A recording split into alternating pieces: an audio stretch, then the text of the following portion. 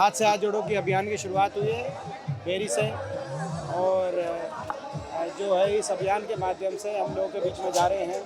भाजपा का जो 9 साल का शासनकाल रहा हरियाणा के अंदर, बहुत ही विफल सरकार साबित हुई। आज बेरोजगारी, महंगाई और भ्रष्टाचार में हरियाणा देश में आगे पहुंच गया है और विकास में पिछड़ गया है। ऐसे में लोगों के बीच में हम जाएंगे और लोगों में जागृति लाएंगे और लोगों को ये हमारा संकल्प है।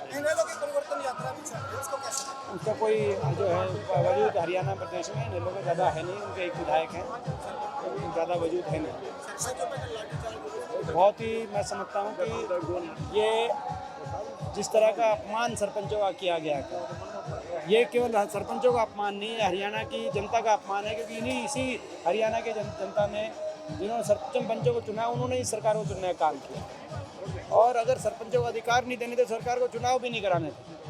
मगर जिस रूप से सरपंचों का अपमान किया जा रहा है, चुने हुए जनप्रतिनिधि हैं वो, ये इस सरकार के अहंकार को प्रदर्शित करती है। ये सोच सरकार हर वर्ग को अपमानित करने का काम कर रही है, चाहे वो किसान हो, चाहे वो खिलाड़ी हो, चाहे वो गरीब आदमी हो, चाहे वो सरपंच हो, हर वर्ग को सरकार जिस रूप में अपमानित कर रही है, ये मैं समझता हूँ अहंकारी सरकार का अहंकार ज़्यादा दिन नहीं चलेगा। अपमान तो सरपंचों का किया जा रहा है, क्या उन्होंने क्या फैसला लिया वो उनके एसोसिएशन को ज़्यादा आप उनसे पूछें।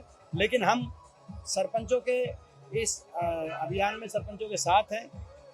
हर रूप से जो है हमारे सरपंचों के हक की बात को हम उठाएंगे, ना सिर्फ विधानसभा में, मगर ये क्योंकि पंचायती राज जो है ये संस्थाएं, ये संविधान के अंदर संशोधन के बाद इनके गठन हुआ है। मैं संसद के अंदर भी अपने हरियाणा प्रदेश के सरपंचों की आवाज़ उठाऊंगा। पिछले सेशन के अंदर भी राज्यसभा में इस बात को मैंने उठाया था। और ये जो सरपंचों की जो लाठी सरकार ने, लाठी से सरपंचों की आवाज़ बंद कराने की सरपंच प्रयास किया है, ये सरपंचों की आवाज़ बंद ऐसे नहीं होगी। हाथ से हाथ जोड़ो की अभियान की शुरुआत हुई है बेरी से। और जो है इस अभियान के माध्यम से हम लोगों के बीच में जा रहे हैं।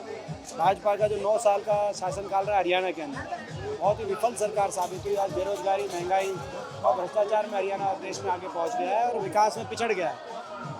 ऐसे में लोगों के बीच में हम जाएंगे और लोगों में जागृति लाएंगे और लोगों को ये हमारा संकल्प है। उसका कोई जो है वजूद हरियाणा प्रदेश में लोगों का ज़्यादा है नहीं, उनके एक विधायक हैं, ज़्यादा वजूद है नहीं।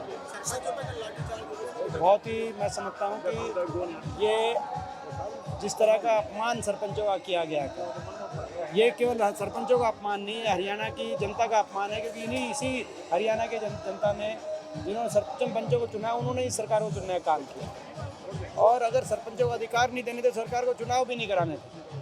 मगर जिस रूप से सरपंचों का अपमान किया जा रहा है, चुने हुए जनप्रतिनिधि हैं वो, ये इस सरकार के अहंकार को प्रदर्शित करती है। ये सोच सरकार हर वर्ग को अपमानित करने का काम कर रही है, चाहे वो किसान हो, चाहे वो खिलाड़ी हो, चाहे वो गरीब आदमी हो, चाहे वो सरपंच हो, हर वर्ग को सरकार जिस रूप में अपमानित कर रही है, ये मैं समझता हूँ अहंकारी सरकार का अहंकार ज़्यादा दिन नहीं चलेगा। अपमान तो सरपंचों का किया जा रहा है, क्या उन्होंने क्या फैसला लिया वो उनके एसोसिएशन को ज़्यादा आप उनसे पूछें। लेकिन हम सरपंचों के इस अभियान में सरपंचों के साथ हैं। हर रूप से जो है हमारे सरपंचों के हक की बात को हम उठाएंगे, ना सिर्फ विधानसभा में, मगर ये क्योंकि पंचायती राज जो है ये संस्थाएं, ये संविधान के अंदर संशोधन के बाद इनके गठन हुआ है। मैं संसद के अंदर भी अपने हरियाणा प्रदेश के सरपंचों की आवाज़ उठाऊंगा। पिछले सेशन के अंदर भी राज्यसभा में इस बात को मैंने उठाया था। और ये जो सरपंचों की जो लाठी सरकार ने, लाठी से सरपंचों की आवाज़ बंद कराने की प्रयास किया है, ये सरपंचों की आवाज़ बंद ऐसे नहीं होगी।